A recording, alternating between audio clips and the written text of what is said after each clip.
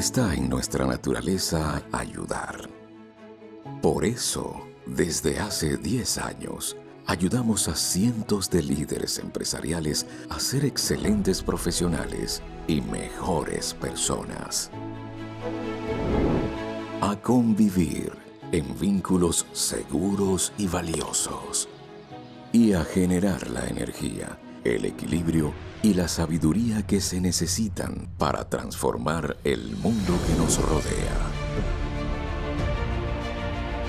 Nuestro propósito es promover liderazgos éticos que inspiren a las nuevas generaciones a alcanzar metas superiores que den sentido a sus vidas.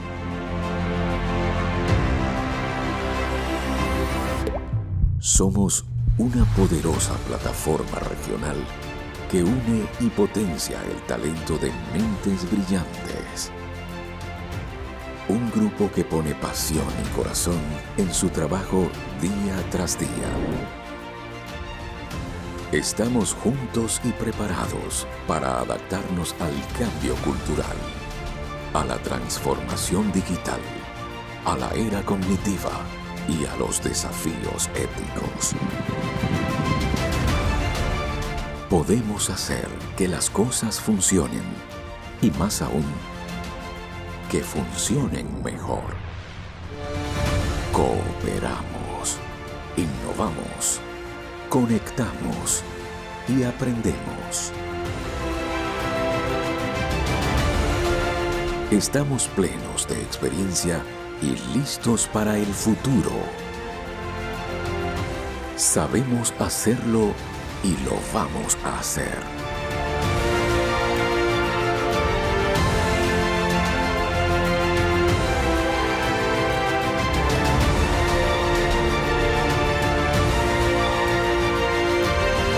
Somos Lide Argentina.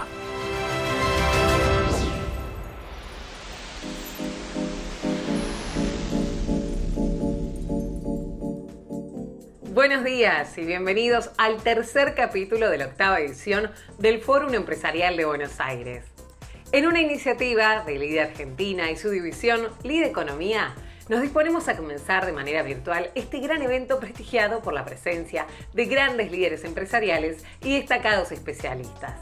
Los invito a ponerse cómodos. Durante estos 90 minutos les ofreceremos los importantes contenidos que prepararon nuestros expositores. Y es la intención de Lide Argentina que ustedes aprovechen esta valiosa información y que les sea útil para la toma de decisiones. Este evento es posible gracias al patrocinio máster de Autodesk, empresa líder dedicada al software de diseño 2D y 3D para las industrias de manufactura, arquitectura, ingeniería y construcción. Aviacer, representante oficial de fabricantes de aeronaves Textron Aviation y su mantenimiento, que ofrece servicios de traslado aéreos de máximo nivel. BDO Argentina, servicio de auditoría, consultoría, impuestos, outsourcing y payroll. Shinpass, compañía dedicada al bienestar corporativo que ayuda a las empresas a crear un entorno saludable y aumentar la productividad de los colaboradores, manteniéndose física y mentalmente activos. Y UCEMA, Universidad Privada Argentina, formadora de líderes y pionera en programas de educación superior en las áreas de economía, política, administración y finanzas. Agradecemos a nuestros apoyos institucionales. APRESID, Asociación Argentina de Volantes y Motorpass, Cámara de Industria y Comercio Argentino-Alemana, Bolsa de Cereales de Buenos Aires, Confederación Argentina de la Mediana Empresa, Cámara de Comercio e Industria Franco-Argentina.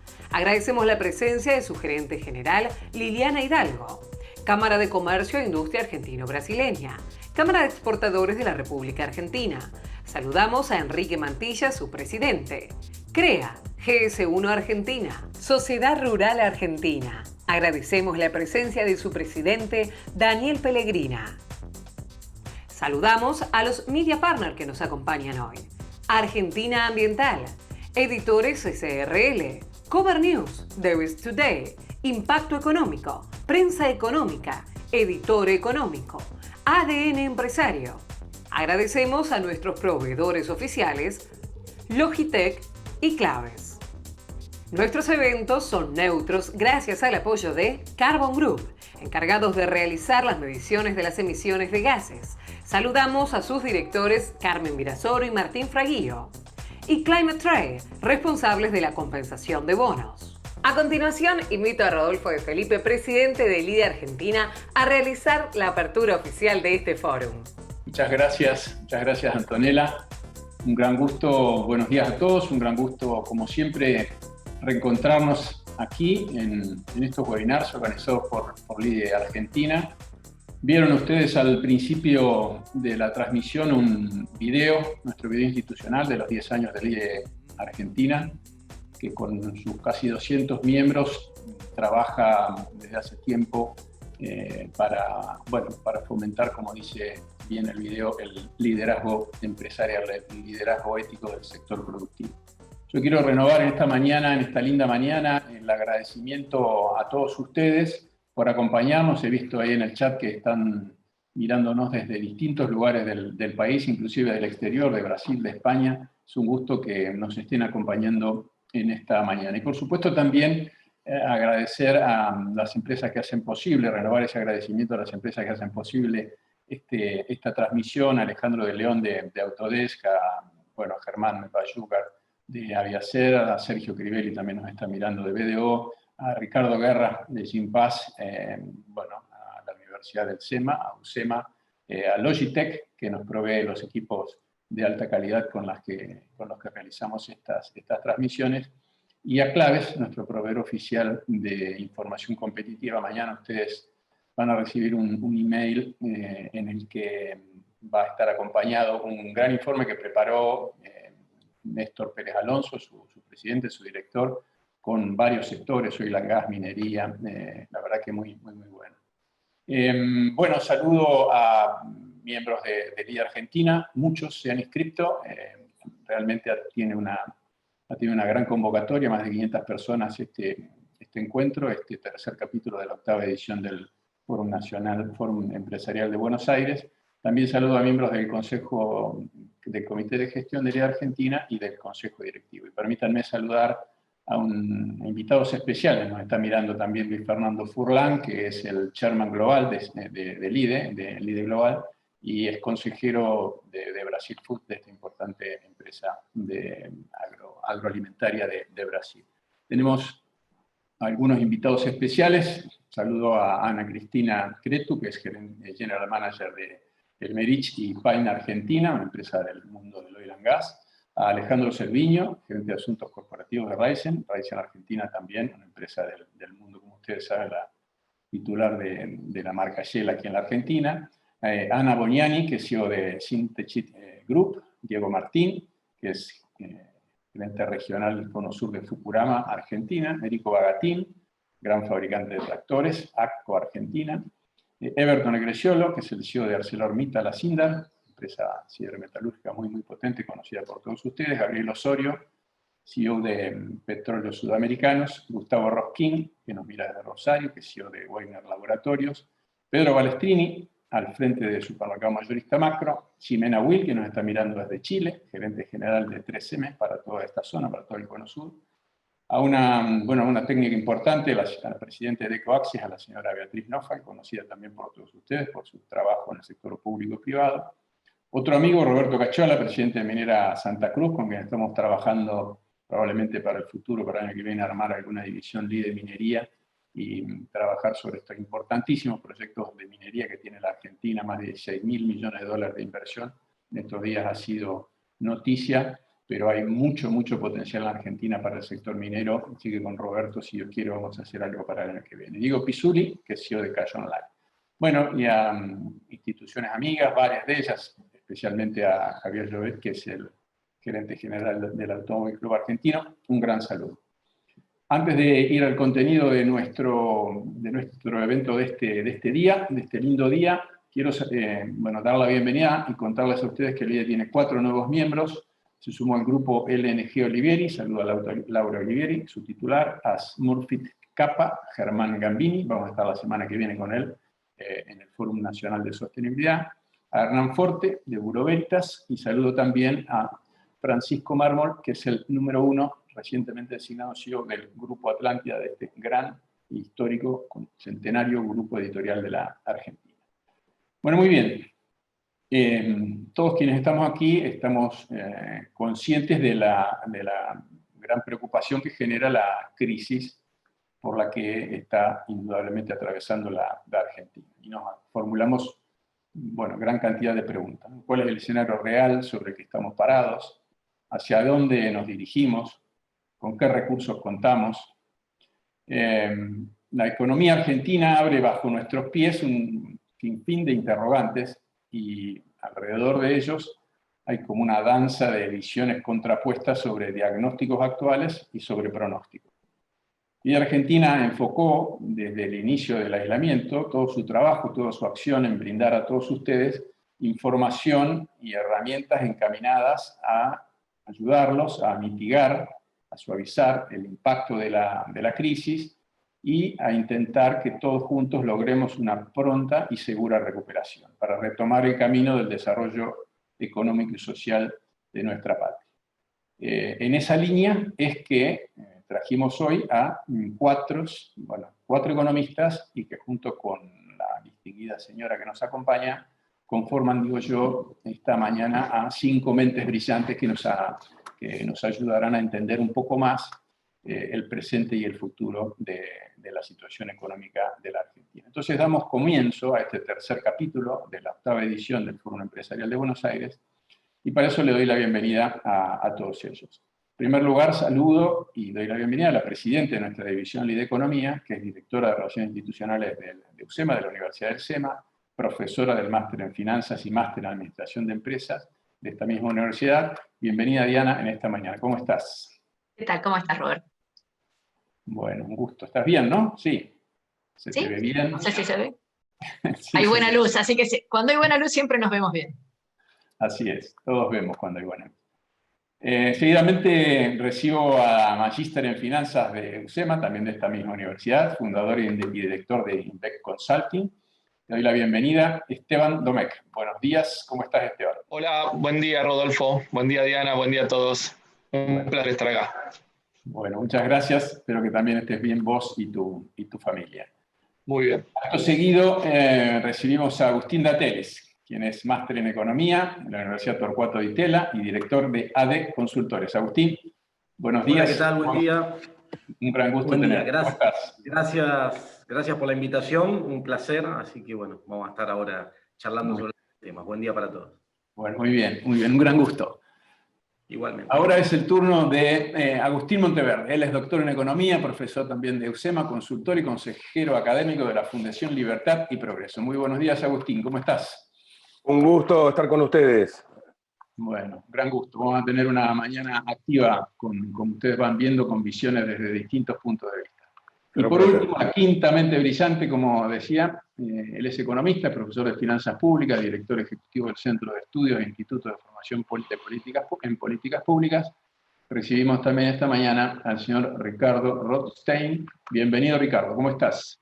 ¿Qué tal, Rodolfo? Buenos días a todos.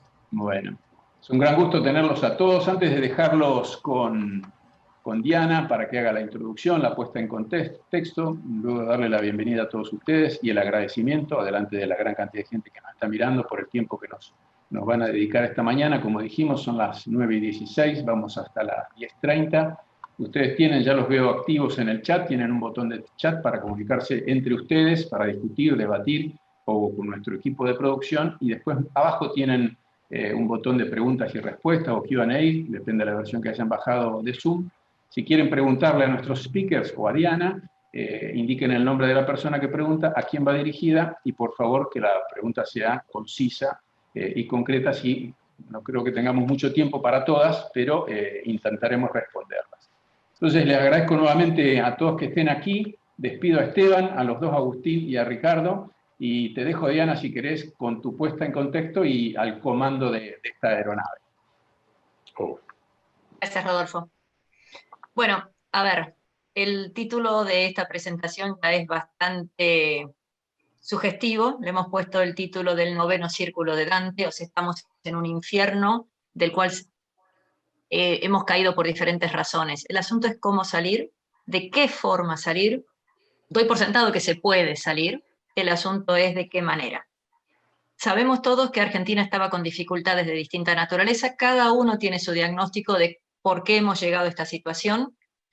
Muchos tenemos información incompleta, todos tenemos prejuicios, y la situación que el mundo está sufriendo, padeciendo con esta pandemia, también nos afecta muy particularmente. La forma en que Argentina ha encarado la pandemia es ligeramente distinta o bastante distinta que en otros países, con lo cual a nuestros problemas habituales se han sumado los problemas propios de la pandemia, más los problemas propios del tratamiento de la pandemia.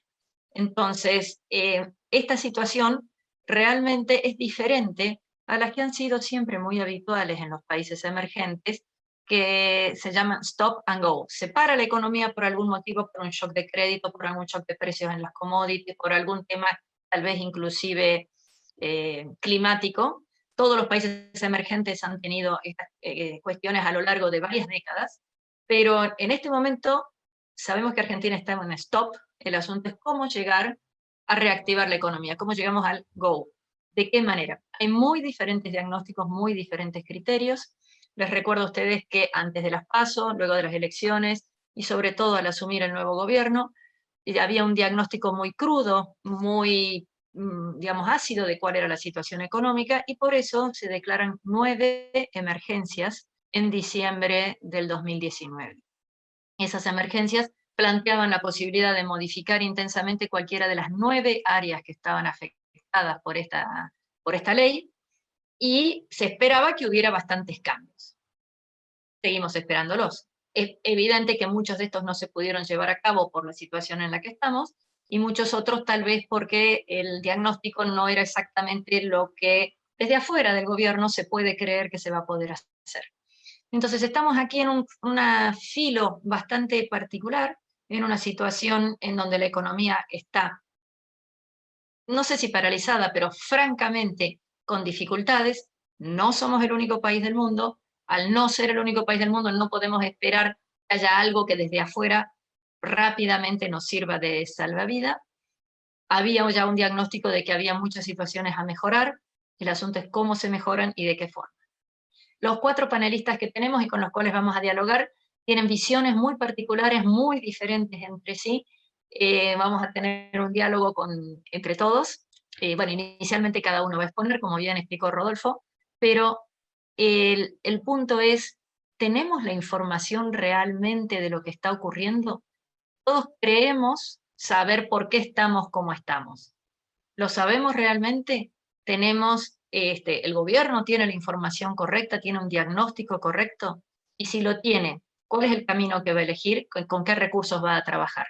Así que, bueno, en general en Argentina hemos tenido un problema que todos sabemos que es la madre de los problemas, que es el déficit fiscal. Las soluciones propuestas son múltiples, unos dicen subamos impuestos, otros dicen reduzcamos el gasto, otros dicen, bueno, cuando crezcamos esto se soluciona solo. Bueno, tenemos aquí a un especialista, Ricardo Rothstein, que trabaja en temas fiscales desde cuando tenía pelo. Ricardo, si estás en pantalla. Y bueno, nos gustaría que nos cuentes tu presentación, cómo ves la situación actual. Una aclaración a todos los que nos están escuchando. Vamos a tratar de no hablar del pasado, sino el mínimo indispensable si es que así fuera, pero describir la situación actual, y al final trataremos de ver si hay un camino, cuál es el camino y cómo lo transitamos de la mejor manera. Ricardo, te escuchamos. Hola, buenos días a todos. Les voy a compartir mi pantalla porque tengo una presentación preparada. Bueno, como dijo Diana, el título de esta conferencia lo dice absolutamente todo. Estamos en el infierno. El color, todos los colores que van a ver en esta presentación son gamas del rojo, justamente para que quede claro cuál es el diagnóstico de la situación. Pero empecemos. El título que coordinamos con Diana, que iba a tener mi presentación, es este: si hay un agujero, ¿cómo seguimos? Empecemos entonces. La primera pregunta es de fácil respuesta, preguntarnos si tenemos o no tenemos un agujero. El agujero está el presupuesto 2021 dice que vamos a tener un resultado primario negativo de 4.5 puntos del producto y un déficit fiscal de 6 puntos del producto, o sea que tenemos un agujero. Ya lo dijo Diana, pero nunca hay que perder la perspectiva de lo que pasa en el resto del mundo. La semana pasada en realidad se conocieron las estimaciones del FMI en el World Economic Outlook para el 2021 y para lo que queda del 2020. Acá tenemos una serie de países y las estimaciones que tiene el Fondo Monetario respecto a los resultados financieros, y vamos a ver que, salvo algunas pequeñas excepciones, todos los países tienen sus cuentas en rojo. Pero pasemos a nuestro país. Tengo muy poquito tiempo, así que vamos a ver algunos puntos sobre qué pasa o qué pasaría en el 2021 con el gasto público y con la recaudación. ¿Qué pasa con el gasto? El presupuesto nos está mostrando un ajuste fiscal o un ajuste del gasto público de casi 4 puntos del producto, ¿no? Es un ajuste significativo. Es cierto que este año el gasto creció bastante por el gasto de la emergencia. ¿Qué no nos dice el presupuesto? ¿No? Hay cosas que en el presupuesto no están incorporadas todavía. Ese número puede variar, ese número de déficit fiscal puede variar. Los puntos claves que tenemos que tener en cuenta son estos: qué pasa con las paritarias de los salarios públicos, qué pasa con la movilidad jubilatoria, qué pasa con los planes de asistencia en la emergencia y qué va a pasar con el acuerdo con el FMI. Ya sabemos que el gobierno tiene una propuesta de paritarias a la baja, del 15% de aumento de los salarios. En el presupuesto dice que las jubilaciones van a aumentar un 30% en 2021, el gasto en jubilaciones y pensiones. Eso está en línea con la pauta de inflación que prevé el presupuesto, que es el 29%. Pero lo que queda pendiente es qué va a pasar con lo que pasó este año con las jubilaciones, ¿no? Como ustedes saben, el gobierno interrumpió la ley de movilidad y entonces hay una posibilidad de que se repitan los juicios que ya tuvimos respecto de el derecho constitucional que tienen los jubilados de cobrar una jubilación móvil, y entonces no hay que perder de vista que podemos tener en el mediano plazo un nuevo caso Badaro, ¿no? Un fallo de la Corte Suprema que obligue a una recomposición de las jubilaciones.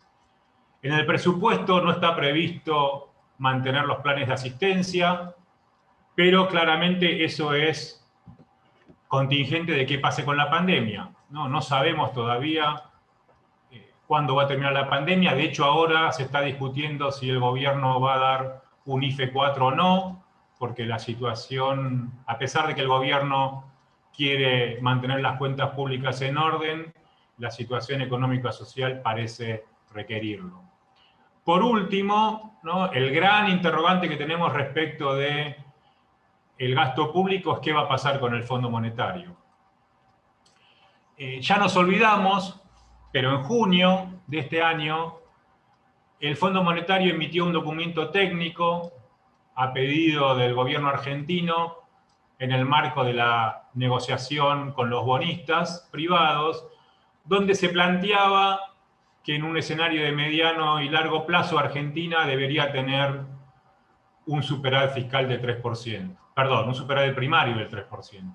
¿No? Claramente eso es un escenario de una economía sin COVID, así que no podemos saber todavía cómo va a impactar eso en las cuentas públicas, pero pensemos que el presupuesto plantea una meta de superávit primario de 4.5, perdón, de déficit primario de 4.5, y el Fondo Monetario tiene en mente una meta a largo plazo de 3 puntos del producto de superávit fiscal, perdón, de superávit primario. O sea que estamos hablando en principio, de un ajuste en algún momento de 7 puntos del producto.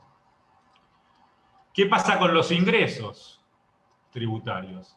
El presupuesto mantiene relativamente estable la presión tributaria, la recaudación en términos de producto, una variación de menos de 1 punto del producto, pero el presupuesto no tiene incorporado las reformas tributarias, los cambios impositivos que se están gestando en estos momentos porque se presentó el 15 de septiembre. Hay 3 puntos que tenemos que tener en cuenta. El primer punto que tenemos que tener en cuenta son los cambios anunciados estas 2 últimas semanas respecto a los derechos de exportación. Esta semana se están anunciando incentivos tributarios al ahorro en pesos y siempre anda dando vueltas la idea de una reforma integral más profunda. Lo que les puedo decir, las estimaciones preliminares dicen que los cambios en los derechos de exportación van a tener un costo fiscal de alrededor de 50.000 millones de pesos, eso es mucha plata.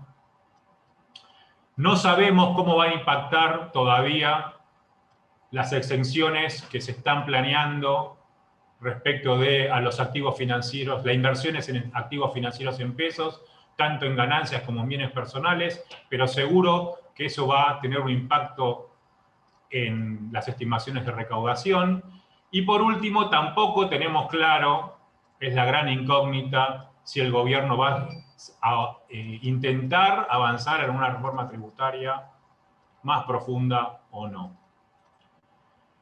Para terminar, una leve buena noticia: en septiembre, por primera vez, la recaudación le ganó a la inflación después de 10 meses. Es un dato que nos muestra que algunos signos de reactivación, algunos cambios que generó en el sistema tributario el gobierno con la ley de responsabilidad, de solidaridad fiscal y reactivación productiva en diciembre, se empiezan a notar, y como ven, este mes, en septiembre, la recaudación superó a la inflación en 7 puntos. Bueno, me dijeron que tenía que ser muy estricto con el tiempo, así que voy a dejar acá para cumplir con Gracias, los plazos Ricardo. acordados. Y, a ver, preguntas. Aquí mencionaste que habría algunos cambios algunas exenciones en ganancias, bienes personales, etc. ¿Tenés idea, tenés información, tenés alguna percepción de si se está pensando en una reforma integral o se mantendrían algunos elementos que se cambian en forma aislada? Mira, no tengo información, lo que tengo es una percepción, que es que este gobierno no quiere hacer grandes anuncios, ¿no? Desde que insiste constantemente que no quiere hacer grandes anuncios, yo supongo que van a seguir con esta mecánica de cambios grandes o pequeños, pequeñas reformas si querés, en algunos impuestos, pero no van a anunciar una super reforma, que una ley ómnibus que cambie, no sé, IVA y ganancias, por ejemplo, en la misma ley, ¿no? O que genere nuevos impuestos. Yo no lo veo así. Veo sí que van a seguir avanzando con reformas parciales. Sí, me llama la atención porque la ley del 10 de diciembre, cuando se asume el gobierno, plantea la posibilidad de hacer enormes reformas en prácticamente todos los sectores. Y de hecho la cuarentena, obvio nadie podía saber qué es lo que iba a pasar, pero ha sido en etapas, y que tal vez eso sea más doloroso. Es como ir serruchando una pierna en vez de cortándola. Y Argentina necesita reformas estructurales importantes. La parte impositiva que has mencionado, quedó sin hablar bastante de algunos de los gastos. El presupuesto trae gastos, por ejemplo, en organizaciones sociales se gasta más que en todas las Fuerzas Armadas, pero más o menos continúa la estructura del gasto que había. No hay nuevos cambios excepto política de género. ¿Tenés alguna percepción o algún comentario? Hay algunos gastos que han aumentado, y si no hubieran aumentado también tendríamos menos déficit. ¿Por qué se mantiene toda esta estructura? Mira, en principio el proyecto de presupuesto plantea como unos 4 o 5 pilares de la política fiscal, si lo queremos plantear en esos términos, donde anuncian que van a hacer foco en la innovación tecnológica, en la educación, en la salud, también en las políticas de género. Respecto de tu pregunta final de por qué se mantiene la estructura, bueno, básicamente el 50-60% del gasto del presupuesto en Argentina son las jubilaciones.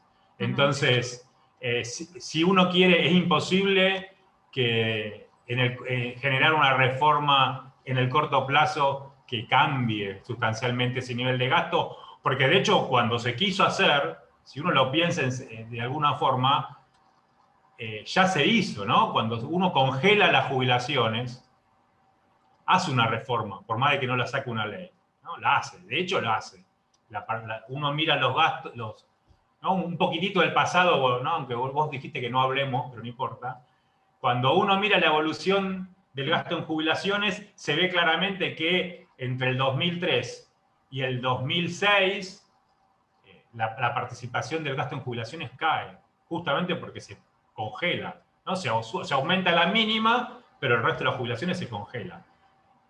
Eso es una forma de generar una reforma, entre comillas, estructural, rápida, pero tiene un costo tremendo, porque obviamente estás tocando derechos adquiridos, y como decía mi presentación, el caso Badaro ya nos enseñó que si seguimos con esa técnica de no sacar las reformas por ley, al final del día lo tenemos que pagar.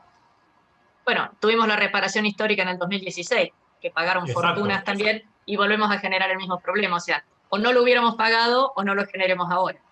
Pero bueno, Ricardo, te agradezco mucho. Vamos a seguir conversando y la pata fiscal debe estar necesariamente acompañada de cómo se financia esto. Un poco son los impuestos y un poco es lo que estamos viendo del lado de la política monetaria.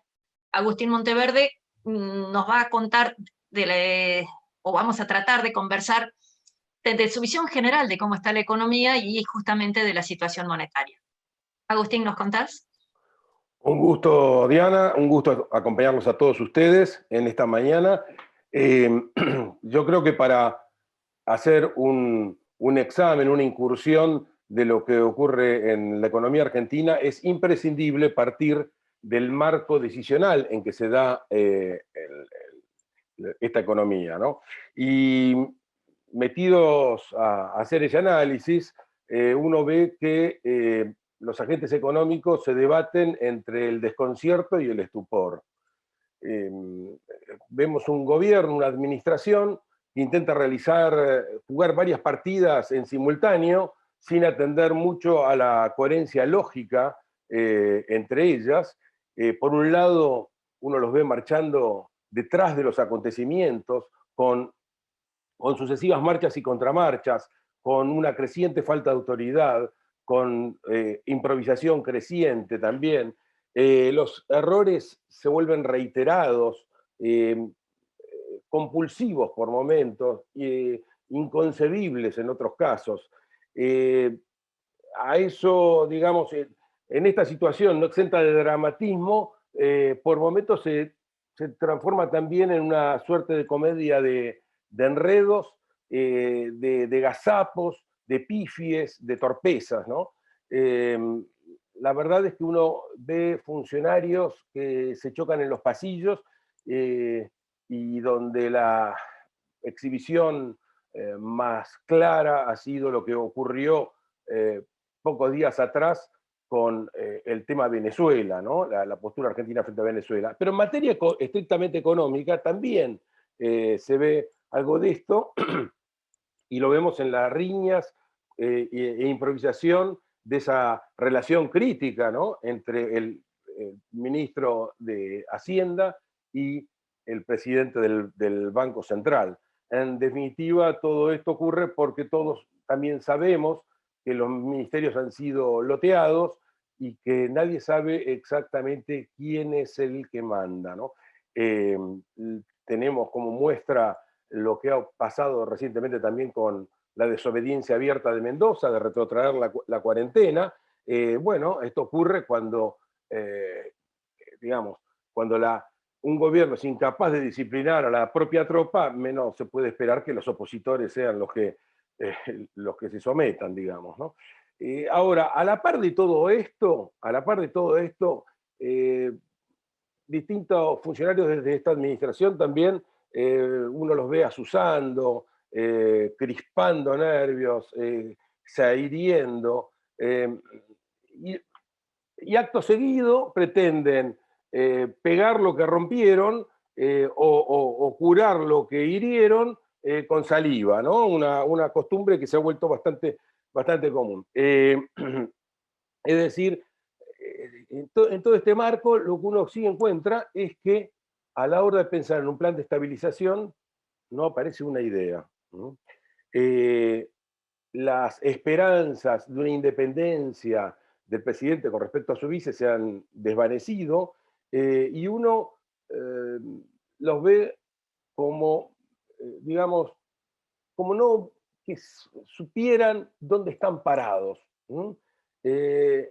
La verdad es que el problema no acierta, el gobierno no acierta con la solución, porque el gobierno es el problema. Y ese problema en parte por la venda ideológica, ¿no? En parte por la venda ideológica que impide que vea cómo es el problema, en parte por la improvisación y la incompetencia. Y yo diría que en esto lleva más parte esto último que lo primero. El manejo monetario, precisamente, es una muestra acabada de esta improvisación y algunas veces ineptitud para manejar la cosa. Este manejo monetario, que por supuesto depende de lo que recién Ricardo Rosen nos hablaba, que es del manejo fiscal, obviamente.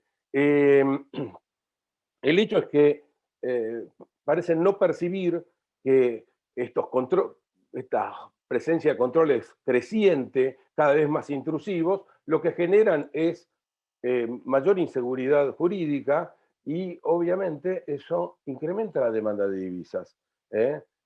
Como que también la emisión a mansalva de dinero también la estuvo alimentando, esa demanda de divisas.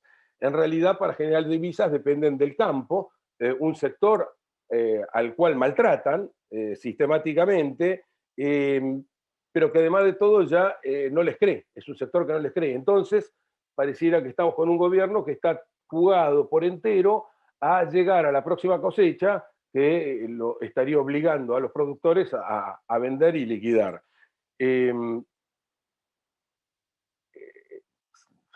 Es común oír colegas nuestros, ayer un caso muy concreto, un economista muy respetado, Ricardo Arriazu, hablar de el dólar no está atrasado. Bueno, en este punto yo tengo una diferencia de criterio importante. Yo creo que sí, el dólar, el tipo de cambio oficial de nuestro país está atrasado. Creo que los estudios que generalmente hacemos sobre tipo de cambio real, basados en series históricas, no tienen en cuenta el cambio brutal que ha tenido nuestro país en estos últimos años, porque nuestro dólar está, a mi juicio, atrasado en términos de la improductividad que hoy domina la economía argentina.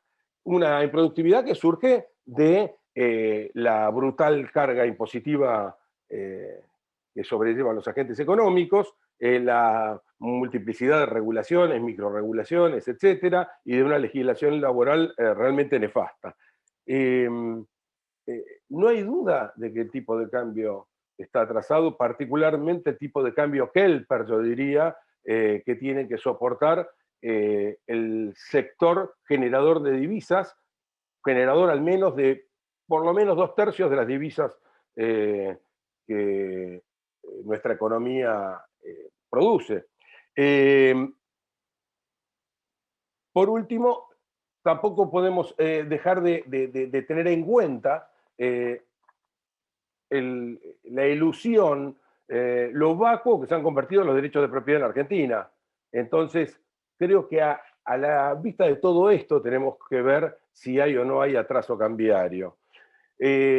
Para resolver el problema yo les diría además, para hacerlo simple, si hay brecha cambiaria es porque hay atraso.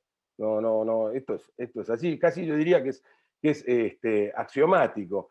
Y el problema de esa brecha es que genera desestabilización. Ahora bien, cuando uno habla de desestabilización, el riesgo de esa desestabilización solamente se puede frenar con poder de fuego del Banco Central. El poder de fuego del Banco Central es crucial para poder detener una corrida cambiaria. Los valores que uno puede sacar haciendo tipos de cambio de conversión y demás, quiero aclarar que no significan un valor de mercado ni remotamente que esto tenga que ser lo que debe valer el tipo de cambio, pero sí indican la capacidad que tiene el Banco Central de frenar una corrida, teniendo en cuenta que puede ser superado incluso cuando hay mucho temor, o que puede estar muy por debajo cuando hay confianza. Pero a Eduardo Duhalde el dólar se le fue por encima de 4 pesos cuando el Banco Central estaba en condiciones de parar la estopada muy por debajo, muy por debajo. Hoy en la Argentina tenemos este cuadro que estamos viendo. Lo que ustedes les invito a que vean es las reservas netas efectivas, las auténticamente propias, cómo se fue deteriorando paulatinamente desde las PASO para acá, y esto se ha precipitado a un punto en que hoy lo que tenemos es reservas netas negativas, es decir, que el Banco Central está usando dólares que no son del Banco Central. Nos hemos consumido, por ejemplo, los dólares de Cedesa, porque digamos, sabemos que el oro no se lo consumió, por ejemplo, porque todavía sigue figurando en el balance. Es decir, esta situación es delicadísima, y tanto más delicada si la apareamos con que tenemos una base monetaria de 2,3 billones, pero si miramos la base monetaria amplia, estamos hablando de 4,9 billones. El riesgo que significa esto es muy importante por el impacto que puede tener un descontrol cambiario, una alza de la brecha permanente como el que estamos sufriendo sobre los depósitos. Y les digo que significativamente en el último mes, comparando 15 de octubre contra 16 de septiembre, los depósitos a plazo fijo del sector privado no es que no han crecido, sino que tienen una pequeña caída. O sea que la base de depósitos bancarios se ha noticiado, ha tomado nota de lo que está ocurriendo en materia cambiaria y de la incapacidad, además, del Banco Central de ponerle freno a esto. En definitiva, y redondeando para dejar a Diana entrar en el diálogo, yo le diría que lo que esto preanuncia, digamos, estamos en un evento cambiario que ya está en curso. Yo, un par de meses atrás, yo decía, sobreviene un evento cambiario mayor. Bueno, ya estamos en curso y tenemos un fin de año muy complicado. Bueno, menos mal que todavía no son las 10, porque si no perdíamos a todos los que nos están escuchando y salen corriendo al banco. A ver, acá hay un tema, ánimo, no, acá hay un tema muy relevante, Agustín. Durante el gobierno de Cambiemos, muchos, vos, yo y mucha gente más, estamos a los gritos diciendo que parte de la política monetaria que estaba llevando adelante Cambiemos generaba más problemas por la financiación, lo que llamamos el déficit cuasi fiscal, o sea, que las LELIC iban a tener que ser pagadas algún día. Actualmente estamos teniendo una situación similar. Las LELIC tienen una tasa sustancialmente menor, más o menos la mitad de lo que fue en el gobierno de Cambiemos, pero se está emitiendo más dinero que en la época, con Cambiemos hubo emisión cero en el 2019, y acá tenemos una emisión, digamos, como bien has mencionado, que está galopando. Si consideramos la base monetaria, o la base monetaria ampliada con respecto a PBI, más la necesidad de financiación que nos acaba de comentar Ricardo, del 4,5% respecto a PBI, Argentina no va a tener otra fuente de financiación, no va a poder acceder al mercado de deuda o no va a ser relevante el año que viene. Eso nos estaría indicando lo que tenemos ahora más lo que va a ser necesario el año que viene, un incremento, pero mínimamente de un 50-60% de más emisión que la que tenemos ahora. En esta situación, como estás viendo ahora, ¿tenés alguna idea de cómo pudiera evitarse, disminuirse, limitarse el efecto que una emisión como esa tendría? Sí, con todo gusto. Lo primero que querría señalar es el carácter explosivo, la volatilidad que significan las LELIQ, porque el gobierno de Cambiemos nos dejó el regalito, digamos, tuvieron la brillante idea de cambiar la bomba de las LEVAC por la bomba atómica de las LELIQ, porque pasamos ahora a letras muchísimo más cortas y que además de ahora todo... pases. Ahora claro, tenemos pases. Y pases a un día, Sí. en una porción enorme, por cierto, además, donde la volatilidad es enorme y el sistema bancario el que está en el medio. O sea que el problema es mayúsculo.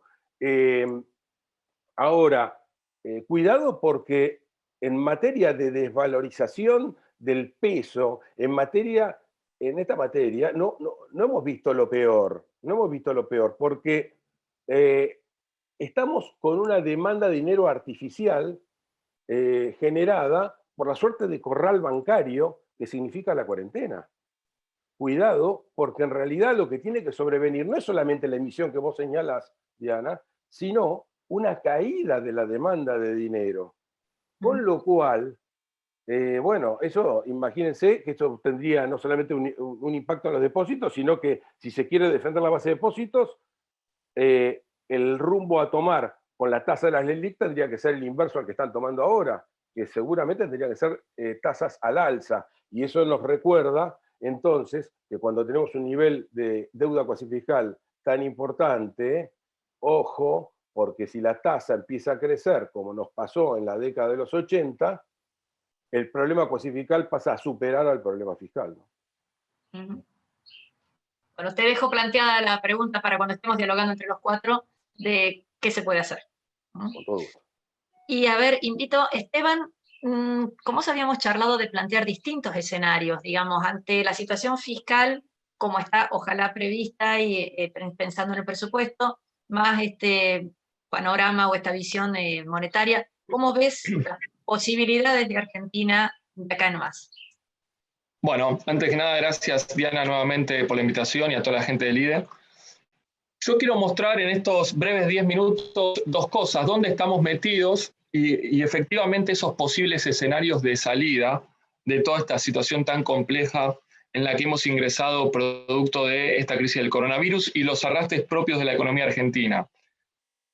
Lo primero que quiero mostrar es en términos de nivel de actividad, dónde estamos parados. Tenemos 8 años de estanflación en Argentina, 4 fases recesivas. En este marco teníamos un gobierno nuevo a fines del año pasado.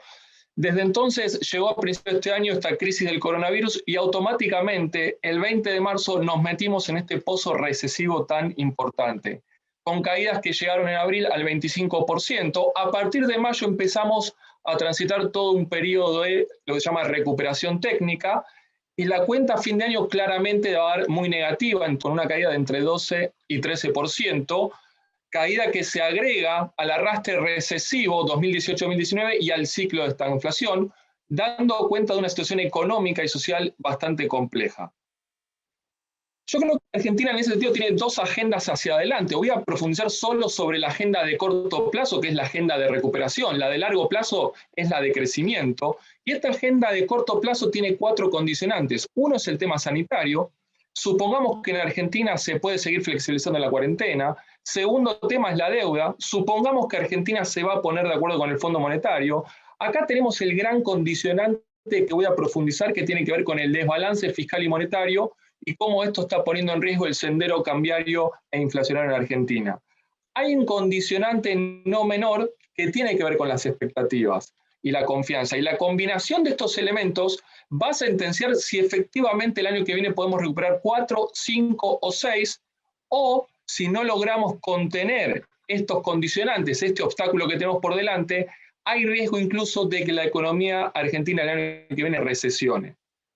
Ahora, esta es la película de toda la economía y es muy diferente de las realidades sectoriales, muy importante para tener en cuenta, porque esta es una crisis muy desigual. Supermercados con crecimientos interanuales, shoppings, turismo, hotelería, gastronomía con caídas totales o cuasi totales. Industria, construcción, ventas minoristas, patentamiento van por el medio. Y si ustedes observan estos indicadores de alta frecuencia, lo que vemos efectivamente que lo peor de toda la crisis del coronavirus habría quedado atrás en ese segundo trimestre, donde particularmente la economía hizo piso en abril, pero con enorme desigualdad sectorial. ¿Dónde estamos hoy, a día 22 de octubre? Yo diría, estamos en el segundo tiempo de todo lo que es el proceso de salida de semejante pozo recesivo que nos metimos en ese segundo trimestre. Pero con enormes desigualdades. Si ustedes observan, hay actividades, sectores, bicicletas, colchones, agroquímicos, maquinarias, agrícolas, con crecimientos reales de entre 40 y 100%. Ahora, si la cuenta da negativa y algunos sectores duplican, es porque algunos otros están con caídas totales. Y efectivamente, ahí está el turismo, la gastronomía, la hotelería, peluquería. Entonces, como podemos observar, esta crisis tan profunda, en realidad está alocada en hotelería, gastronomía, construcción y pesca. Industria, comercio, logística se resienten, pero con caídas mucho más leves. Y si incluso, por ejemplo, abrimos industria, alimentos está bien, químicos está bien, laboratorios está bien, pero automotriz está muy mal.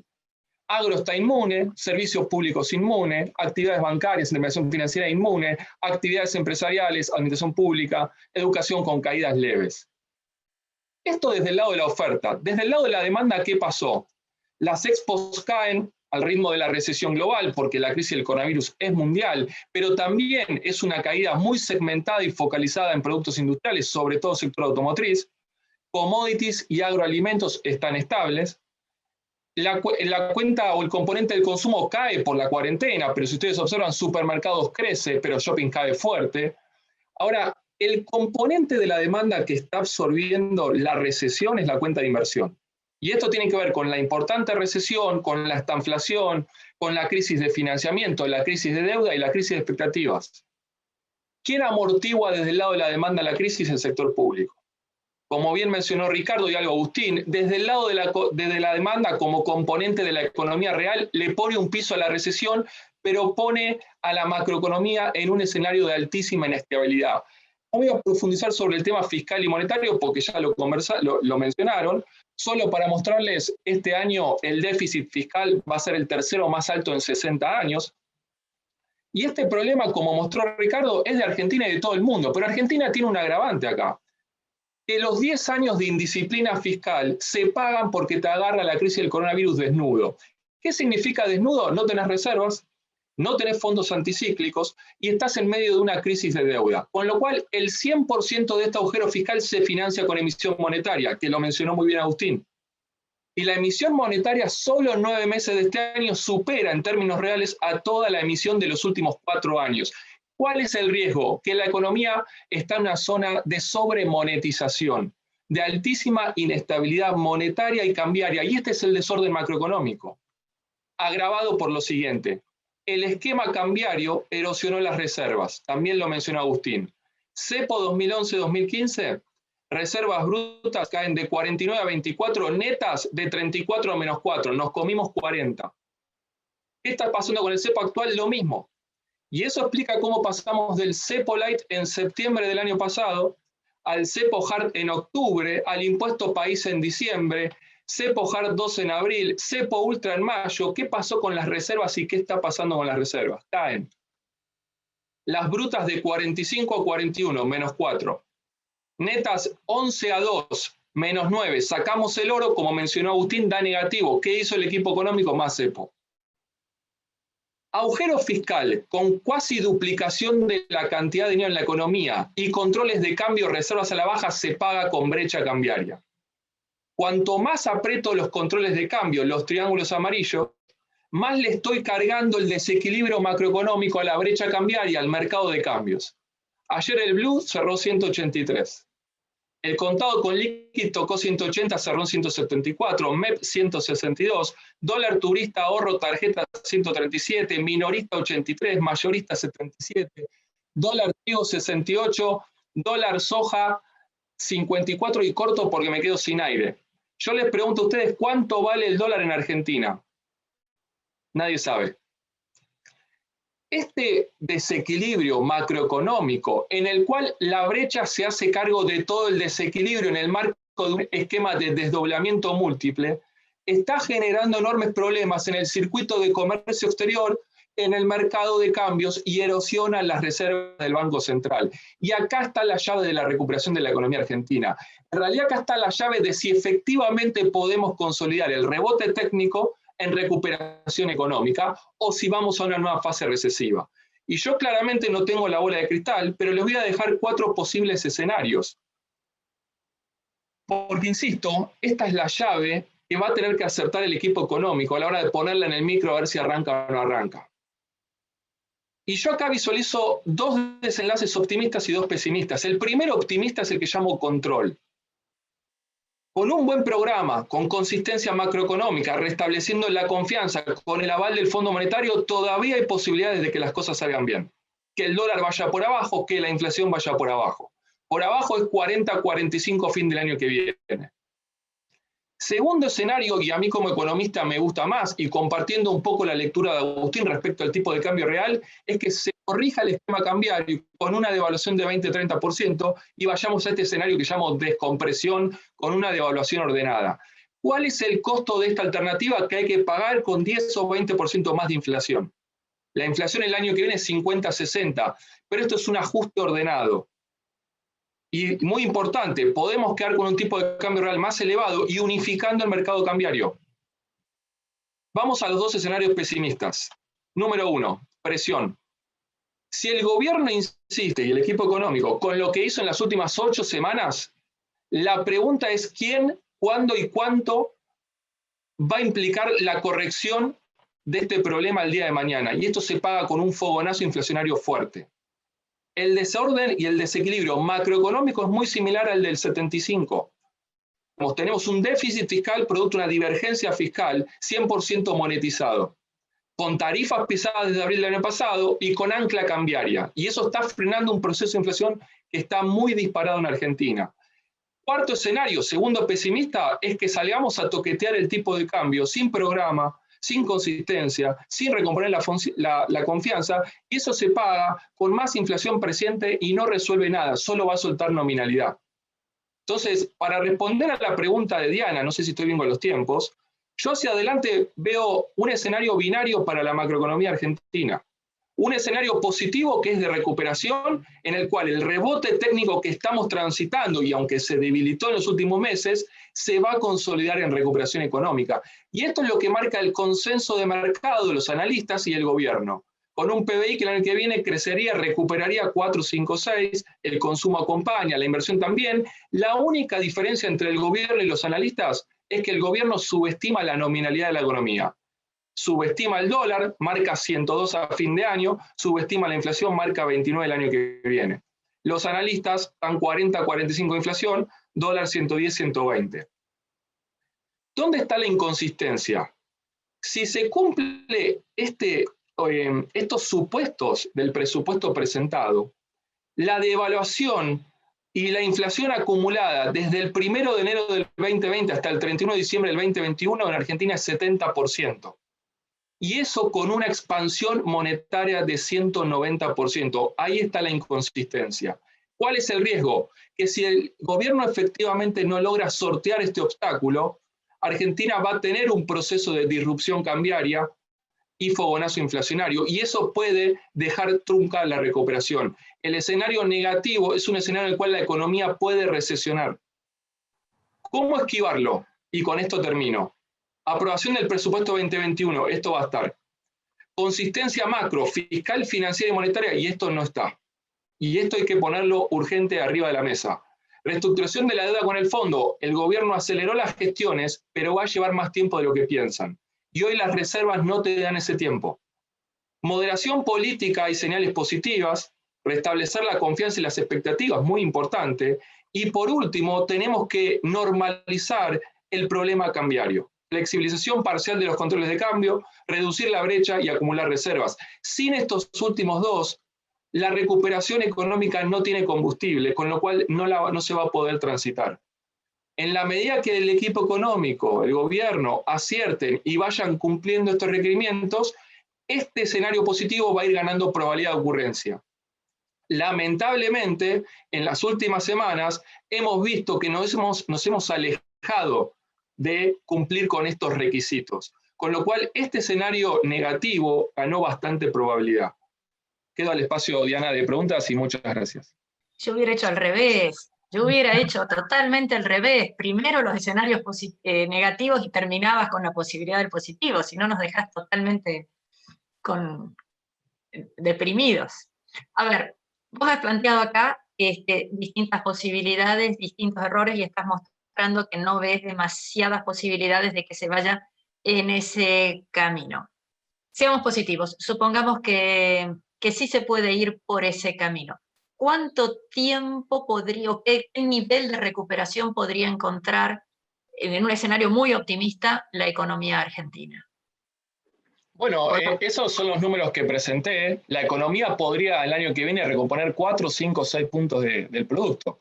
Ahora, esa recuperación es la agenda de corto plazo de la economía argentina, que es una agenda que solo tiene que esquivar obstáculos.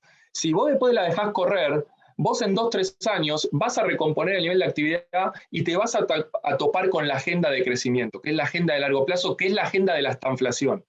Entonces yo te digo, el desafío ahora es esquivar obstáculos. Vos tenés uno muy grande por delante. Está claro que la crisis del coronavirus te generó ese agujero fiscal sin precedentes. Lo que también está claro que Argentina entró con 15 años de indisciplina fiscal y monetaria.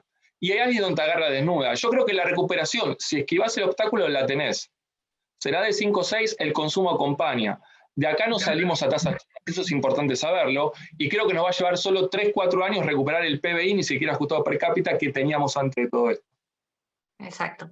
Un comentario, vos mostraste lo de desigualdad que es entre sectores. Debiéramos destacar que también ha habido una profunda desigualdad de empresas dentro de cada sector según si estaban o no endeudadas, y un tema que no es el motivo de este análisis que estamos haciendo, de este evento, pero las terribles consecuencias que está teniendo en todo lo que es el plano educativo, en donde en escuelas rurales están pasando cosas muy diferentes que lo que pasa en las ciudades, etc. Esta es una crisis que no solo es una crisis económica, no solo es una crisis que nos atrasa desde el punto de vista del PBI, sino que tiene efectos tal vez muy duraderos desde el punto de vista social. Así que veremos cómo salimos. Y Agustín Datelis, confío en que vos vas a tener una perspectiva, digamos, que trate de explicar cómo estamos y, bueno, y cómo crees que podemos salir de esta situación. Bueno, pensé que ibas a decir, confío en que vas a tener la solución, y me asusté porque no la tengo.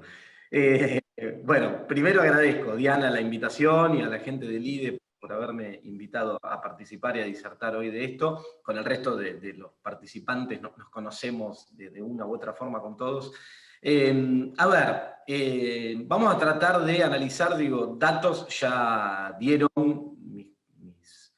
quienes me precedieron en la palabra, vimos sobre la parte fiscal, vimos sobre la parte monetaria y vimos lo que está pasando con la actividad real. Lo que vamos a tratar es de hacer un análisis, en algún punto voy a ser medio disruptivo. Diana ayer me acusaba de estar siempre al revés, me decía. Voy a tratar de ser... Al revés mío, no al revés de la economía, sino al revés mío.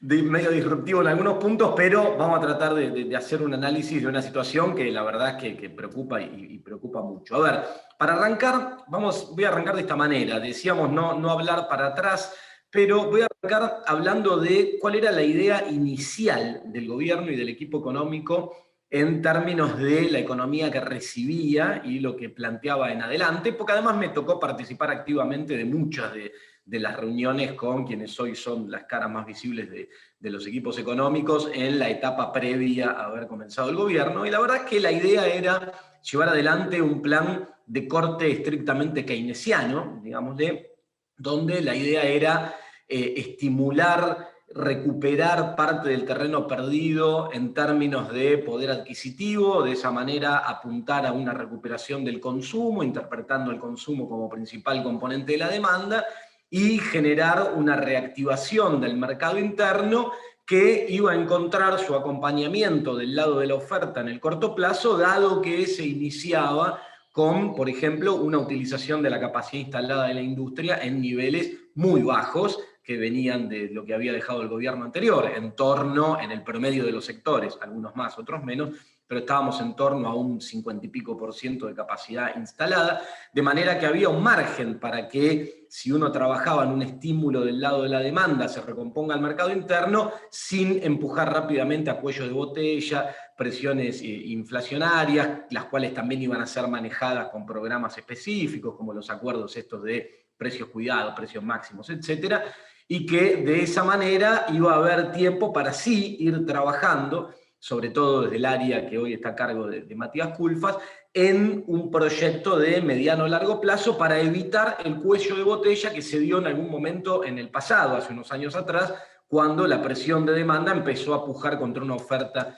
que marcaba un límite, una contracción, y que entonces empezaron a haber ciertas presiones inflacionarias. Esa era la idea original para arrancar la etapa en materia económica de este gobierno, sin prever absolutamente, cuando se trabajaba sobre esto, que iba a pasar lo que ocurrió avanzado el mes de marzo, que fue esta llegada de la pandemia, la necesidad de llamar a esta cuarentena temprana, y un shock que combinó por el lado de la demanda y por el lado de la oferta, y que configuró una situación inédita que se veía recién en los gráficos que mostraba Esteban, que es esa caída abrupta que marca un piso allá por el mes de abril, mayo, y con esta recuperación posterior que responde pura y exclusivamente a un rebote técnico, digamos. Esto tiene que ver nada más con que en abril y en mayo la oferta estaba absolutamente restringida, los comercios no podían abrir, las industrias no podían operar, y después el aumento de la circulación hace que parte de eso se recomponga, pero como vimos bien en los gráficos que mostraba, la segunda parte de la B corta, después de esa caída muy fuerte, empieza a estancarse, empieza a mesetarse. Y acá está el gran desafío. ¿Qué hace hoy la economía? ¿Cómo se puede hacer política económica, dadas las restricciones fiscales, monetarias, y ahora me meto con eso, para sostener el impulso y para que esta B corta se complete, y que además no solo se complete, sino que empiece a ir hacia arriba de lo que fue el punto inicial? Porque tengamos en cuenta que todas estas comparaciones que estamos haciendo mes contra el mismo mes del año pasado, en el año 2020, nos estamos comparando contra una base muy pobre, muy baja, muy mala. La economía, más allá de lo que viene pasando en los últimos años, en 2019 venía de una etapa de por lo menos 2 años de fuerte recesión, con la crisis que arranca a principios de 2018. Entonces, estar comparando todavía variaciones negativas contra una base tan baja como la de 2019 es una mala noticia. Es más, yo diría que la proyección optimista que mostraba recién Esteban, y que además coincide con la que presenta el gobierno en el presupuesto para el año que viene, de un rebote del Producto Bruto de 5.5, la verdad que además se queda corta, porque después de una caída de este año que va a estar en torno al 12, algo más del 12%, contra una base de comparación tan mala contra la 2019, estar augurando un rebote de la mitad de lo que fue la caída de este año, o menos de la mitad, la verdad que pareciera no muy ambicioso, y además de no ser muy ambicioso, es optimista. Ahí hay un gran problema. Pero digo, vamos a plantear un poco qué es lo que planteó la pandemia y la cuarentena en el marco de la estrategia que yo planteaba al principio. Lo que ocurrió con la pandemia es que dejó en evidencia 2 grandes problemas estructurales que tiene la economía argentina, y ahí me meto un poco en el terreno fiscal del cual hablaba Ricardo al principio, que tiene que ver con la informalidad y otro con la distribución del ingreso. Lo que quedó muy evidente en esta crisis es que la economía argentina tiene un nivel de informalidad pasmoso y un nivel de distribución del ingreso muy deteriorado. El caso de la informalidad, que se mezcla directamente con el tema fiscal, porque cuando hablamos de presión tributaria o no, ahí hay un factor clave, ¿no? Digo, la presión tributaria aumenta muchas veces porque se termina pescando en la pecera, digamos, ¿no? Hay un sector formal que es muy reducido y hay toda una parte enorme de la economía que queda al margen de las cuestiones fiscales y entonces se pierde en materia de recaudación. Pero digo, en esta cuestión quedó muy evidenciada cuando se implementa el IFE. Todos los países del mundo frente a la crisis reaccionan con programas de asistencia. Cuando Argentina anuncia el IFE como programa de asistencia sobre los sectores más postergados, se encuentra con que, bajo la idea original de que iba a tener que asistirse a en torno a los 4 millones de personas, termina apareciendo que son 9 millones los que reciben esa ayuda, ¿sí? Entonces, la idea original termina más que duplicada, el costo fiscal mucho más grande de lo que se creía y los límites para el financiamiento muy fuertes porque veníamos con una crisis de la deuda, en paralelo con todo esto de la pandemia se estaba intentando, que después terminó con éxito, reestructurar la deuda con los acreedores privados, entonces cualquier posibilidad de financiamiento en los mercados externos, como ocurre en la mayoría del resto de los países del mundo, Argentina la tenía vedada. Entonces acá aparecen varios interrogantes en términos de la recuperación. Primero, la discusión sobre el carácter estructural del déficit fiscal en Argentina y la interpretación de ese déficit como la madre de todos los problemas hoy nos puede llevar a un error. ¿Cuál? Si uno plantea y pone el foco, como tantas veces se lo hace en Argentina, del lado del recorte del gasto para contener la cuestión fiscal y ordenar de esa manera, lo que vamos a estar es empujando a la crisis, a la economía, a una crisis mucho más potente de la que hoy tenemos, abortando cualquier posibilidad de recuperación para el año que viene y empujando a una situación de crisis social difícil de contener. ¿Por qué? Porque hay una realidad estructural que marca que hoy sería imposible, cuando marcaba Ricardo en el presupuesto que no está ni el IFE ni el ATP, y él lo ponía como un interrogante, el interrogante es claro, no hay margen para recortar esos programas, sobre todo el IFE, que podrá retransformarse, podrá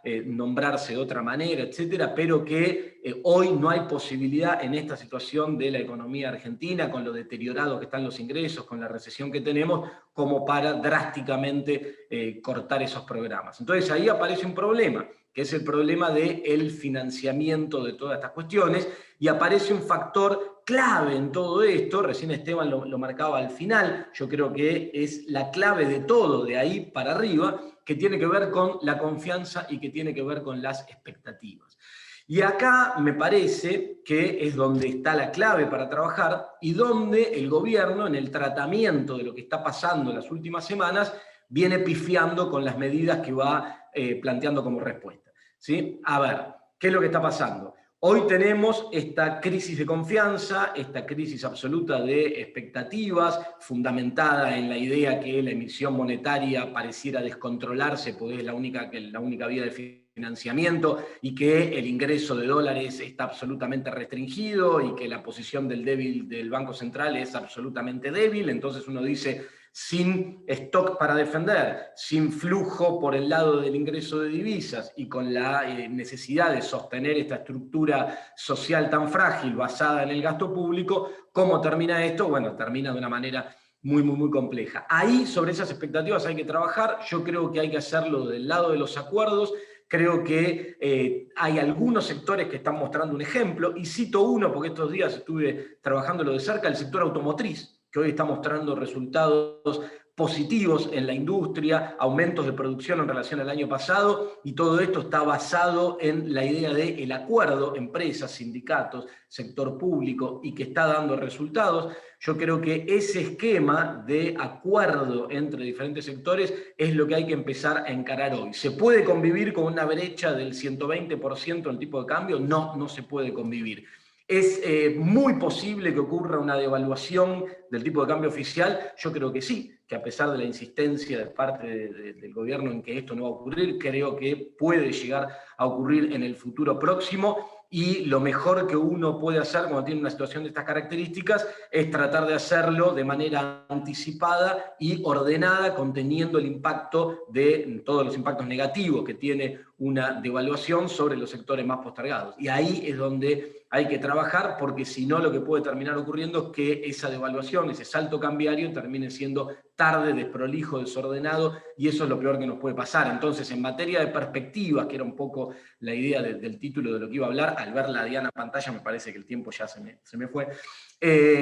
Me parece que hoy plantear perspectivas es muy difícil. Yo coincido con el escenario de Esteban y ese escenario intermedio que él planteaba, donde puede haber un salto devaluatorio ordenado que acomode la brecha cambiaria y empiece a reordenar la macro, yo hoy lo veo como el más probable si las cosas empiezan a ordenarse. Si se sigue por este camino, el valor de la brecha puede seguir creciendo. Hoy me dicen, el valor de 183 de dólar blue o de 178 de contado con liqui, ¿tiene sentido? La verdad que no, la verdad que es un valor sobre reaccionado que solo se explica por el pánico. Ahora, si seguimos con estas medidas a cuentagotas y desacertadas, el pánico puede seguir presente y esta brecha seguir ampliándose y no tener techo. Si ordenamos las cosas y se genera este mejoramiento en las expectativas a partir de, por ejemplo, un salto evaluatorio ordenado que cierre un poco la brecha, me parece que eso debería acomodarse, ir a una brecha más lógica con la cual sí se puede convivir y empezar a plantear de a poco en una recuperación y un sendero de crecimiento de acá en adelante que va a costar mucho, pero que se puede plantear. ¿Me pasé mucho, Diana? No, me dejaste tan deprimida, porque, a ver, recuerdo siempre la frase de Néstor Kirchner que decía, no miren lo que yo digo, vean lo que yo hago. Con lo cual ya te estaba diciendo que había una inconsistencia entre las dos cosas. Y estamos de nuevo en ese escenario. Estamos de nuevo en que ante los problemas se dice queremos generar confianza, pero se ponen más regulaciones. Vos mismo estás diciendo que las dificultades que tiene este camino. Voy mirando el chat y las preguntas y la palabra confianza aparece bastantes veces. Y la confianza no es que la pongas a la Madre Teresa de Calcuta a manejar la economía. La confianza, o al Papa Francisco, o a quien más te guste. La confianza es que lo que se hace y lo que se dice y las perspectivas sean consistentes entre sí. Sí, entonces... Si hoy la clave está, por lo que está pasando en el mercado cambiario, en la generación de dólares o no de la economía. En el marco de esto, acá hay un sector clave, que es el sector agroexportador, que hoy tiene retenida gran parte de su producción, producto de este desbarajuste cambiario. Digo, si se lograra algún tipo de acuerdo ahí para generar un ingreso de las divisas, pero un poco más audaz, digo, ¿no? Hasta ahora la rebaja de 3 puntos de retenciones yo entiendo que no genera ningún incentivo y por eso no estamos viendo ningún resultado. 3% transitorio y que se lo das no al que produce, sino a, digamos, al que es necesario, muy necesario, que es el exportador en sí mismo.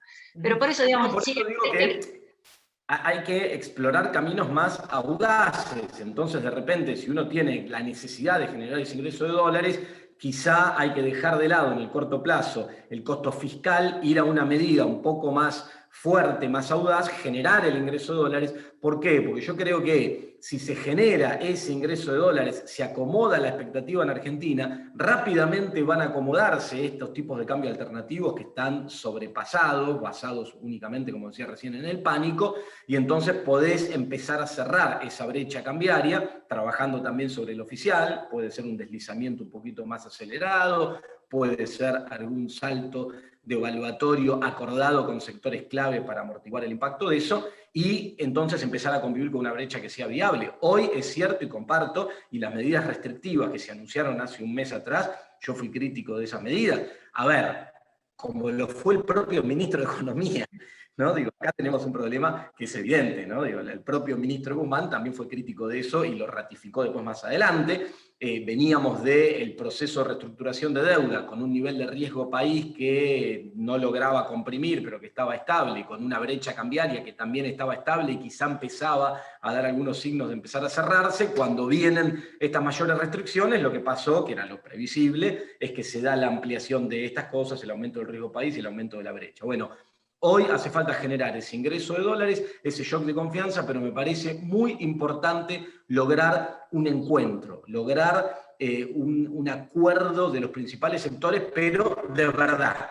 ¿sí? Digo de verdad porque hace unos pocos días hubo una reunión convocada por el ministro Culfas, donde hubo muchos sectores sentados sobre la mesa, pero que cuando uno mira el decálogo de 10 puntos de acuerdo, parece poco serio. Entonces digo, me parece que lo que habría que hacer es lograr un tipo de acuerdo de esas características de los principales sectores, de verdad, en el marco del reacomodamiento de las variables vinculadas con el mercado cambiario para acomodar ahí. Después hay que seguir trabajando sobre el resto, donde yo soy de la idea de que el impulso del lado del sector público va a ser muy importante y que hay que tener cuidado cuando se plantean ajustes y recortes, porque hay que sostener el crecimiento y esos recortes pueden llegar a abortar cualquier posibilidad de crecimiento. En el marco de unas expectativas alineadas y de la generación de instrumentos de ahorro en pesos, que corten la dinámica esa de búsqueda de refugio en el dólar que tenemos hoy exacerbada en Argentina, bueno, debería acomodar un poco el escenario.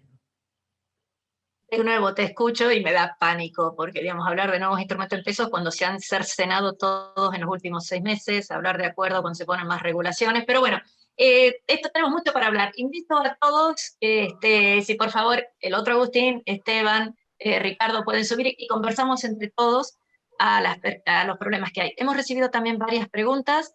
Ricardo Rosten ha ido contestando algunas de ellas ya muy eficientemente. Y bueno, si podemos charlar entre todos de las perspectivas. No sé si Rodolfo querés hacer las preguntas o sigo haciendo... La verdad que estaba también muy, muy atento. Todos estos minutos son las 10:23, nos quedan 7 minutos.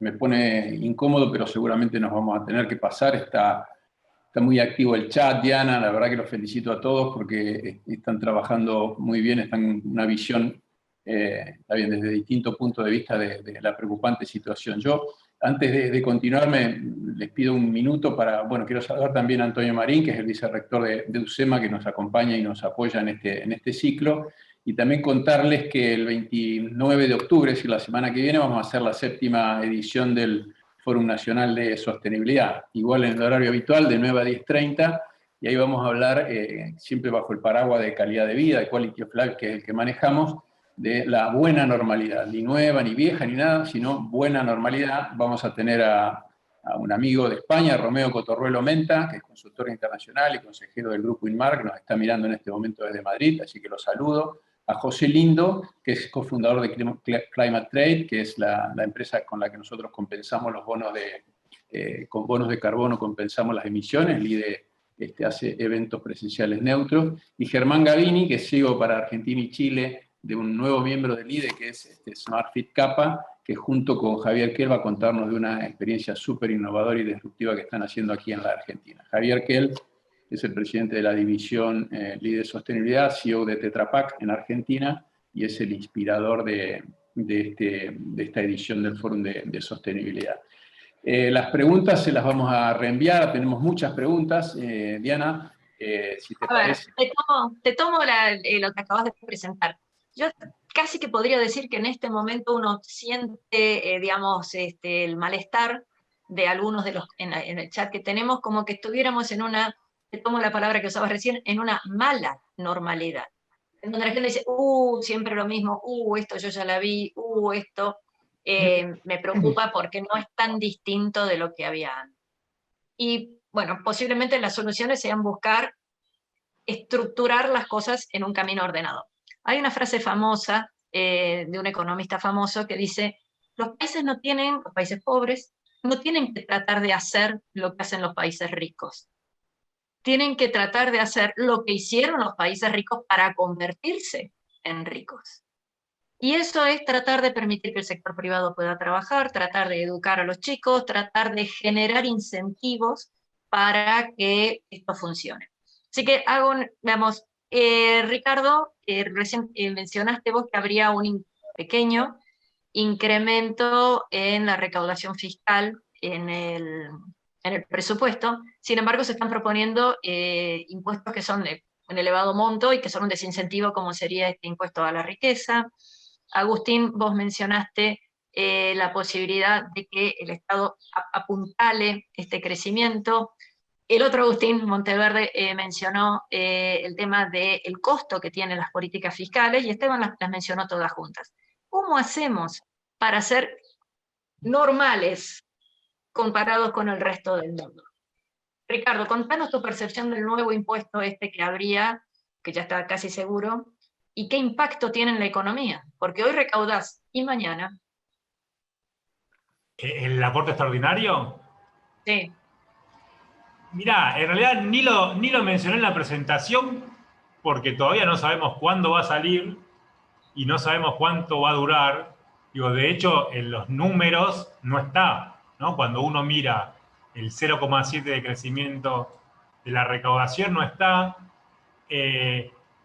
Estamos en una situación muy dinámica, porque por un lado tenemos suba de impuestos y por otro lado tenemos suba de exenciones y de compensaciones tributarias. Entonces, si uno tiene que decir, che, en el 2021 la presión tributaria sube o baja, no queda tan claro. No queda tan claro. El impuesto a la riqueza, por un año, no va a hacer nada. O sea, va a molestar a la gente que lo tenga que pagar, pero si es por un año, no va a tener ninguna consecuencia. Ok.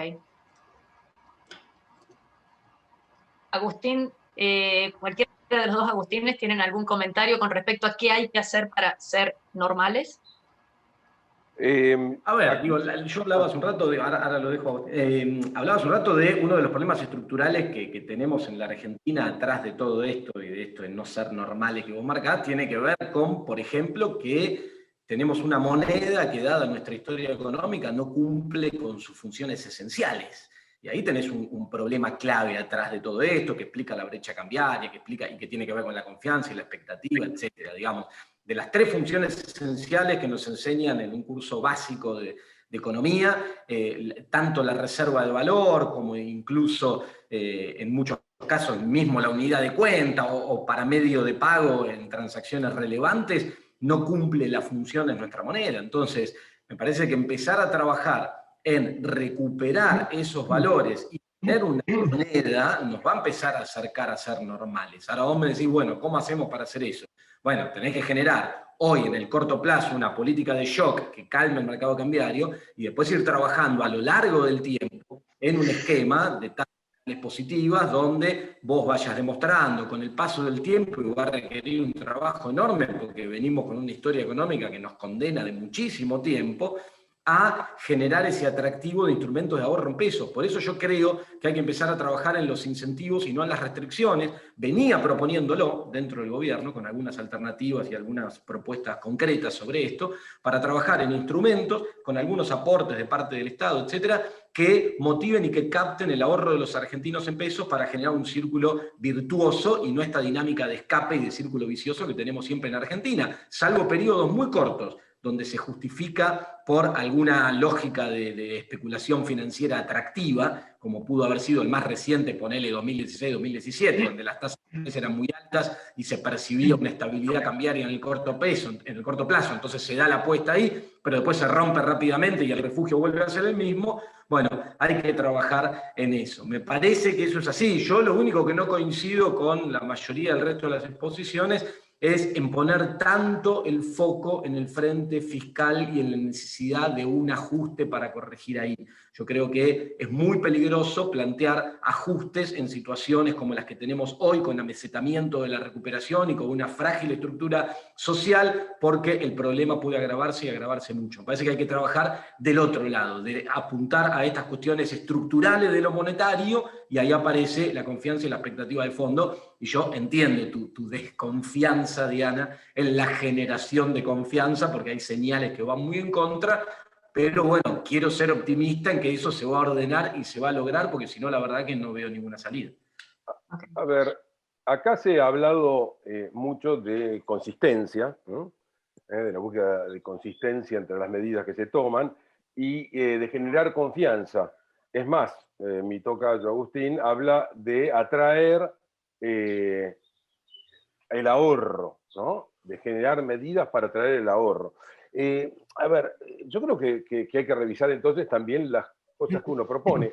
Yo le preguntaría a Agustín, en este caso, él a qué atribuye la informalidad tan grande que de la cual él mismo mencionó, que era enorme.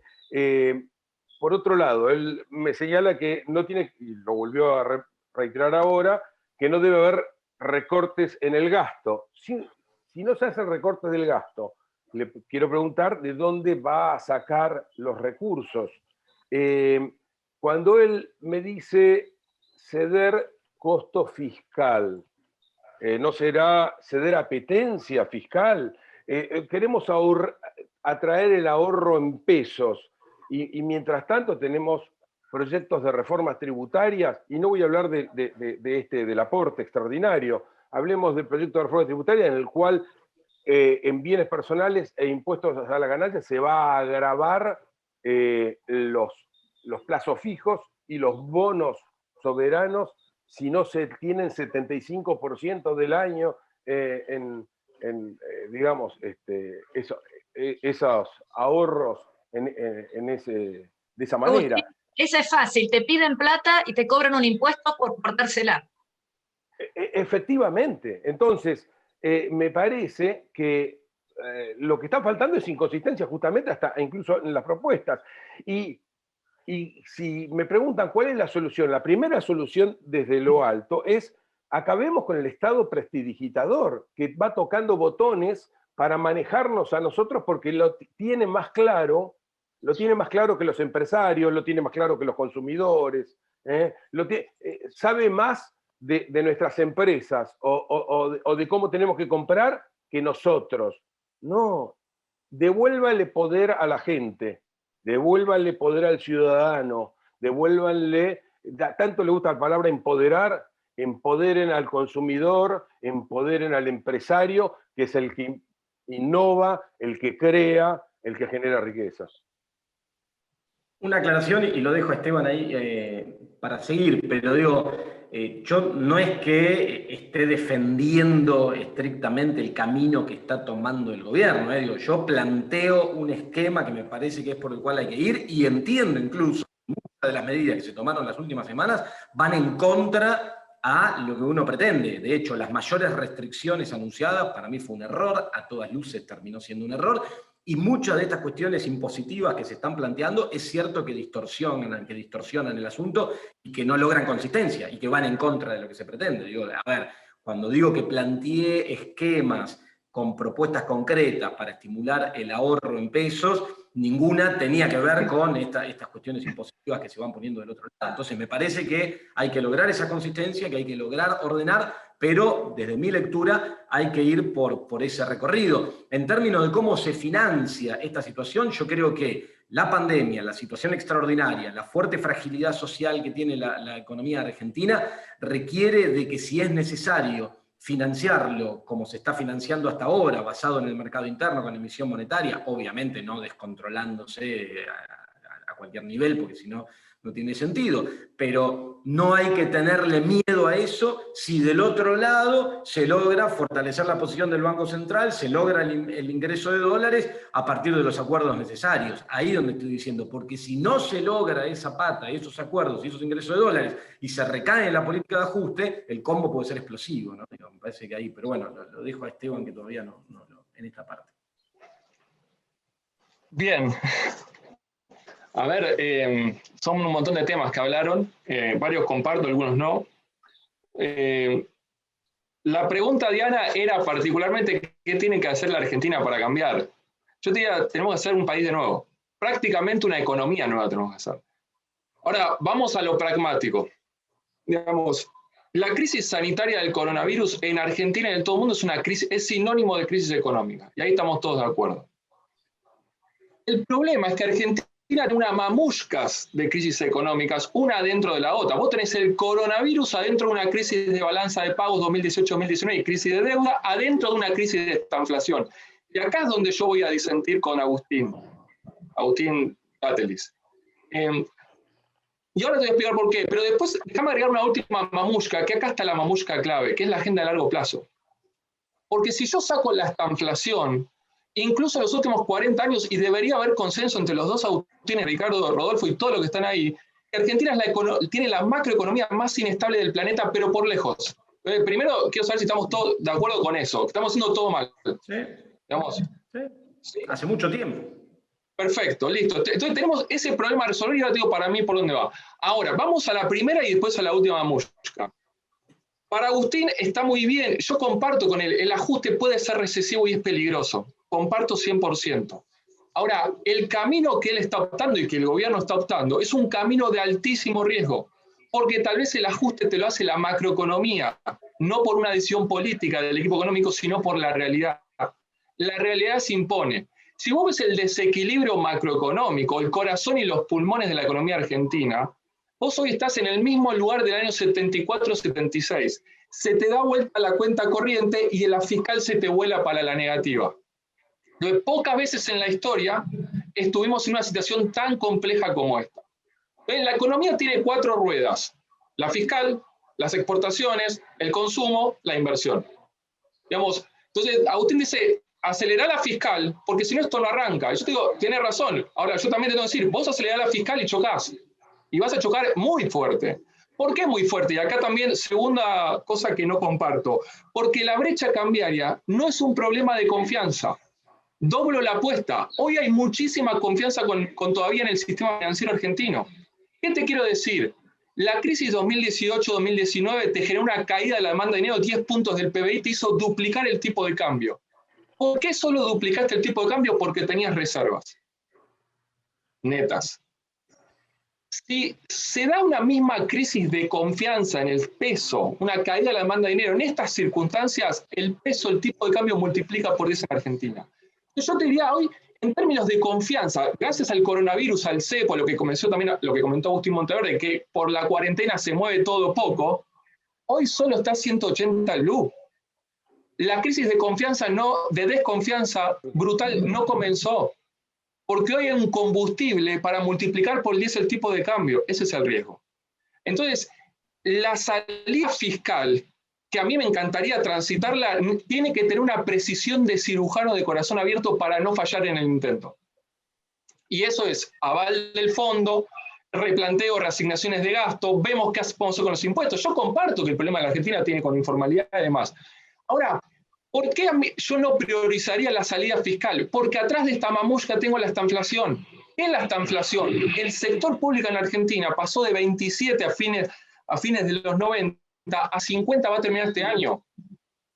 Entonces yo tenía un sector privado que era 75 prácticamente hace 20 años, 73, Ricardo no comparte, pero en los 2003 los 3 gobiernos pesaban 27 puntos del producto, tenía 73 personas para llevar 23, hoy tengo 50-50 y esa es la asfixia, esa es la inflación.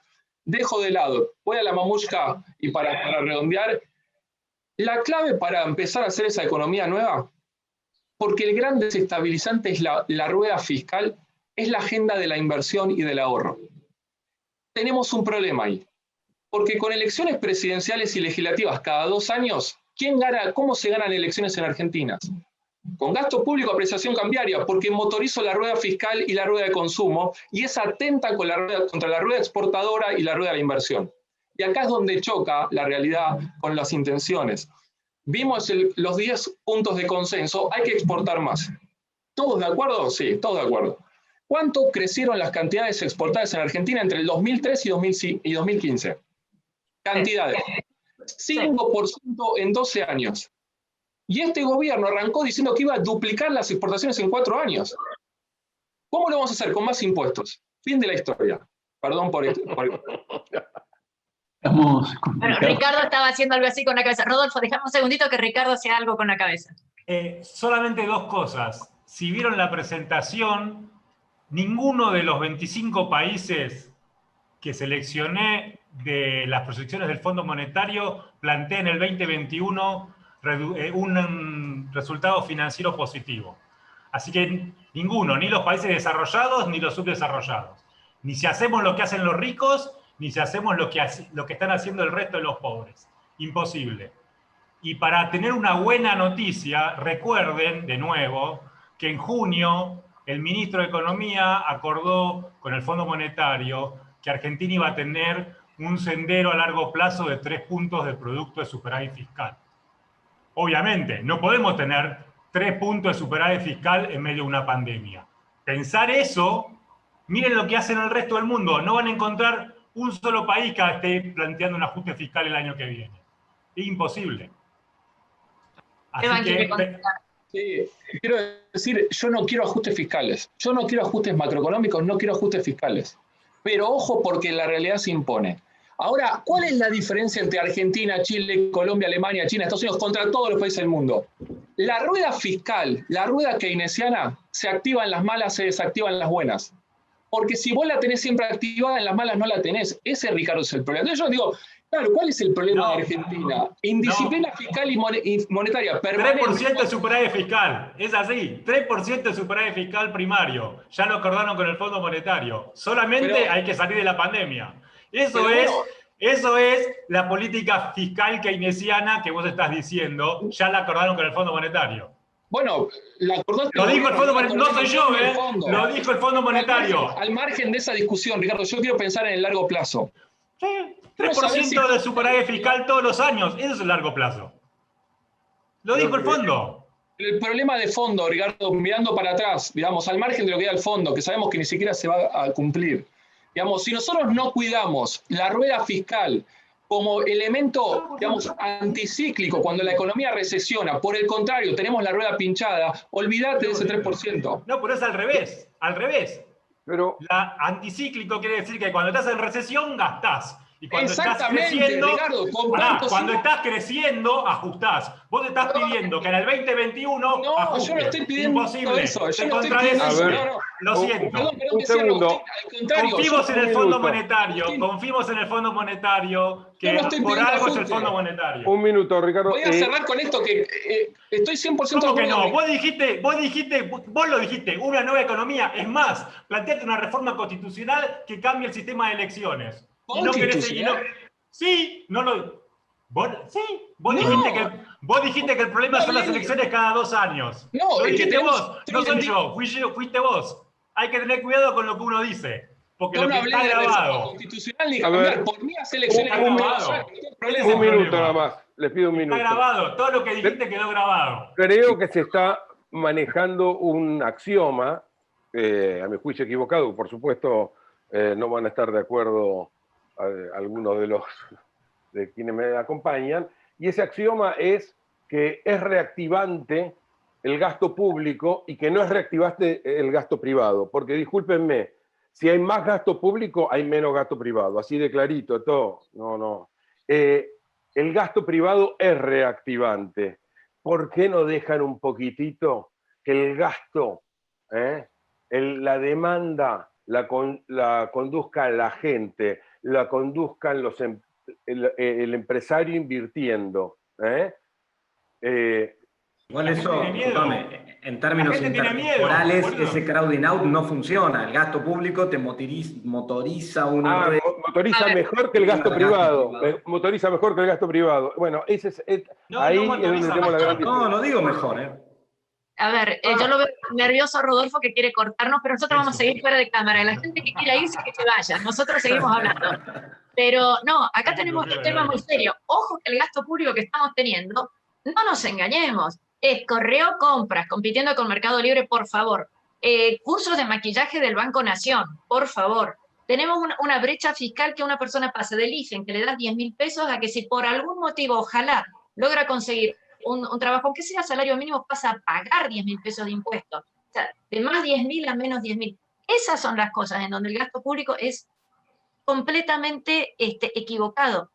Podemos discutir el nivel de gasto público, si ayuda o no ayuda, pero sobre todo la sustancia del gasto público que tenemos en Argentina es mejorable, para que no pelear con Rodolfo que me hace caras. El grueso, Diana, responde a cuestiones sociales, estructurales. No es verdad, Como todos el sabemos IFE, como la Mirá, jubilación. Digo, lo del no, correo. mirá, puede la estar de acuerdo, no, es una vicepresidenta pavada. tiene 4 prestaciones, o sea, todos sabemos que hay gente que tiene 2, 3, 4 jubilaciones, todos sabemos de los concejales del Chaco que cobran. Depurame el padrón del ANSES y te lo cumplo 100%, pero depuralo primero. Bueno, muy bien. Estamos totalmente de acuerdo. Perdonen que tenga la no grata tarea, son las 10:46. Hay mucha gente prendida, enganchada todavía. No tengo ninguna, también me hubiera gustado continuar escuchándolos discutir porque son, por supuesto, diferentes visiones sobre la economía, y por eso le hemos puesto a este evento el noveno círculo del Dante. Sé que todos ustedes son estudiosos, son caballeros, se respetan, y desde distintos puntos de vista hemos escuchado en esta mañana a grandes economistas, como dije, mentes brillantes. Tenemos que cerrar. Me hubiera gustado que cada uno de ustedes dé, bueno, lo vamos a hacer con 30 segundos cada uno, y termina Diana, en el orden que fueron hablando, un mensaje final, como siempre hacemos. En definitiva, está en juego el país, está en juego mucha gente, hay mucha gente que está pasándola mal, y me gustaría escuchar de cada uno de ustedes antes del cierre y la conclusión final de Diana, su mensaje, su call to action final. Empezamos con Agustín Datelis. Bueno, nada, digo, a ver, la situación realmente es muy preocupante, muy compleja, y me parece que hoy lo que hay que lograr es ordenar las cosas para lograr entre todos impulsar una salida. El panorama es muy complicado, intento ser optimista en que esos acuerdos se van a lograr, porque si no, me parece que lo que viene es muy feo, digamos, la magnitud que esta crisis, porque comparto lo que decía Esteban de las mamushkas, estamos con una crisis dentro de otra y de otra y de otra que se fueron sumando en los últimos años, pueden terminar en un combo explosivo muy, muy feo en un barco en el cual estamos todos. Con lo cual, yo creo que la salida y la solución es por el lado de esos acuerdos. Comparto en que cuando uno mira las medidas de las últimas semanas, no es ese el camino que hay que tomar. Me parece que hay que ser más audaz, hay que tomar medidas más de fondo, que apunten a lo estructural y que logren los consensos necesarios para reencauzar esto. ¿Hay todavía una posibilidad de ordenarlo y de salir adelante? Sí, no está todo perdido. ¿Es difícil? Es dificilísimo. Muchas gracias. Pero apuesto a que eso se logre. Muchas gracias. Vamos con Agustín Monteverde. Bueno, estamos frente a la crisis, a mi juicio, más grande de nuestra historia. Por lejos. Creo que estamos frente a ella. La posibilidad de cambiar esto, hay que tenerla en cuenta que estamos con un gobierno que está recién casi en sus comienzos. Nos quedan 3 años y 2 meses de gestión. Ni las crisis de Alfonsín, ni las crisis de la Rúa, las dos otras grandes crisis que hemos tenido, se dieron al comienzo, se dieron sobre el final de esos gobiernos. Realmente acá lo que se requiere es un volantazo, pero un volantazo copernicano. Y ese giro copernicano uno lo ve muy difícil porque ante todo requeriría el visto bueno de la vicepresidente. Habría que ver, por otro lado, habría que cambiar colaboradores y habría que ver quiénes querrían acompañar en esas circunstancias a lo que sería una traición al ideario sostenido. Estamos en una situación muy delicada, donde incluso el equipo más lúcido de economistas tendría un enorme desafío, pero estamos también llegando a un punto que creo, porque las crisis también reordenan la situación, acaban con fantasías, y lo que está ocurriendo es que se está acabando una fantasía. Estamos también en uno de esos puntos en donde todo economista desearía, acompañado de un buen gobierno, acompañado de un gobierno consistente, adecuado, reconstruir y dar ese volantazo, ese giro copernicano que hablaba. Bueno, muchas gracias, Agustín. Ricardo. Voy a ser muy breve. La traición ya sucedió. Nosotros no les prestamos atención, pero el Ministerio de Economía acordó con el Fondo Monetario 3% de superávit primario. Eso es un ajuste. Ya pasó. El problema es que no pensamos que la pandemia iba a durar 1 año. O sea, lo que va a pasar seguramente es que el año que viene vamos a terminar de salir de la pandemia y recién en el 2022 empezaremos a cumplir el acuerdo con el fondo. No nos olvidemos, para tener una luz de esperanza, que hay 5.000 y pico de millones de dólares que el Fondo Monetario le iba a prestar a Argentina y no le prestó. Así que quizás tengamos sorpresas por ese lado. Muy bien, muchas gracias, Ricardo. Esteban. No mucho más para acotar, simplemente agradecer nuevamente. Yo creo que comparto con los panelistas, estamos ante una situación muy compleja, probablemente estemos levantando la crisis más importante de nuestra historia, En términos de PIB per cápita, la Primera Guerra Mundial implicó una caída más importante cuando uno agarra la estanflación y la caída del 2020. La crisis sanitaria que genera crisis económica en toda Argentina la agarró mal parada, lamentablemente, producto de años, décadas, etcétera, de hacer las cosas mal. Y atrás de esa crisis económica hay una crisis política y hay una crisis social. Con lo cual, este cuadrado, digamos, va a haber que contenerlo fuertemente. Yo comparto con Agustín Datelis, digamos, el 60% del gasto público nacional es previsión social. Entonces, vos hoy con 47% de la pobreza del segundo trimestre pasado y con 50% llegando a fin de año, la articulación para destrabar esto por el escenario positivo va a implicar mucho consenso, mucha buena praxis, mucha lectura y obviamente el sector público y el sector privado tirando para adelante. Si el sector público intenta avanzar desplazando al privado más, esto se agudiza el cuadro. Por doble vía, porque agudiza la estanflación y agudiza el desequilibrio macroeconómico. Entonces, bueno, creo que los escenarios ya quedaron presentados en la presentación. Muy bien. Tu cierre, Diana. Bueno, a ver, recordemos que la economía es el reflejo de una sociedad. Es lo que estamos haciendo como sociedad. Los problemas económicos que tenemos son problemas en la sociedad. Tenemos problemas de pobreza, de todos los tipos de problemas que tenemos, pero tenemos problemas de una falta de diagnóstico, de un plan común que tengamos como sociedad. No es la grieta ni nada, sino simplemente no tenemos una comprensión de las capacidades y habilidades de nuestro país. Y nos estamos olvidando de, no sé si diría la varita mágica o la bala de plata, que Argentina puede y debería usar, que son las exportaciones. En vez de concentrarse en el mercado interno, en vez de cerrarnos sobre nosotros mismos, en vez de pensar qué puede hacer si el privado, si el sector público, lo que sea, pensemos qué necesita el mundo, trabajemos para eso nos va a ordenar el presupuesto, eso nos va a ordenar qué tipo de inversiones se tienen que hacer, en dónde y quién, eso nos va a ordenar absolutamente todas las prioridades. Miremos el mundo y dejemos de mirarnos el ombligo y pelearnos con el vecino. Muchas gracias. Nos quedaron un montón de preguntas sin responder, pido disculpas, especialmente Martín de Lía de Autodesk, que nos había hecho una pregunta que quería hacer. No tenemos tiempo. Al final, al cerrar, va a aparecer una encuesta de opinión, nos ayuda mucho que la respondan, así mejoramos y le ofrecemos a todos ustedes mejores contenidos. Difícil de empatar que Diana, la verdad, estuvo súper bien y a mí me entretuvo mucho y me mantuvo en vilo, porque las distintas visiones que armaste sobre la situación de la Argentina enriquecen y satisfacen, creo, en cuanto a diagnóstico, a todas las personas. Gracias, Ricardo, gracias, Agustín, y a los dos Agustín Monteverde, gracias, Esteban, a todos ustedes por acompañarnos, también al LIDE, al equipo del LIDE que trabaja mucho, al equipo de todos ustedes que nos han ayudado, para todos los colaboradores que tienen ustedes, que nos han ayudado para coincidir en esta mañana. Les dejo en lo que resta de la jornada buenos deseos de éxito. Gracias a todos por su presencia. Me despido también con el sueño, con el deseo de que hayan cumplido las expectativas que los trajeron esta mañana, con el pedido de disculpas por no habernos pasado por el tiempo, y ojalá que nos encontremos en el próximo evento de LIDE Argentina y sigamos disfrutando de estos contenidos que hacemos para dar nuestra cuota de ayuda a este difícil momento por el que pasa la Argentina. La niebla se va a levantar, el polvo va a bajar y vamos a seguir adelante en esta nuestra amada Argentina. Muchas gracias. Que lo pasen a todos. Una linda jornada. Gracias a todos. Hasta luego. Chao.